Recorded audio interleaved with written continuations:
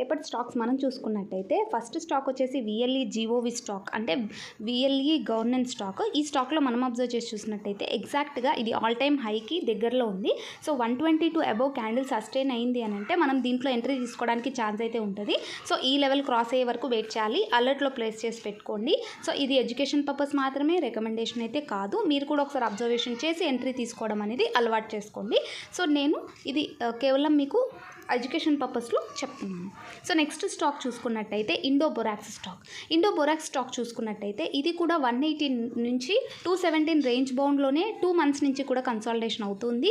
217 range అనేది మనకి third time touch అయ్యి మళ్ళీ కొద్దిగా ప్రాఫిట్ బుకింగ్ అనేది జరిగింది. కాబట్టి 220 అబోవ్ అనేది మనకి క్యాండిల్ సస్టైన్ అయింది అని అంటే అక్కడి నుంచి కూడా ఫస్ట్ టార్గెట్ 236 అనేది మనకి వచ్చేస్తుంది. మనం ఇచ్చిన ప్రతి స్టాక్ కూడా ఈరోజు మంచి ర్యాలీ అయితే చేశాయి. అవన్నీ కూడా నేను టెలిగ్రామ్ ఛానల్లో అప్డేట్ చేశాను. So thank you so much for watching this.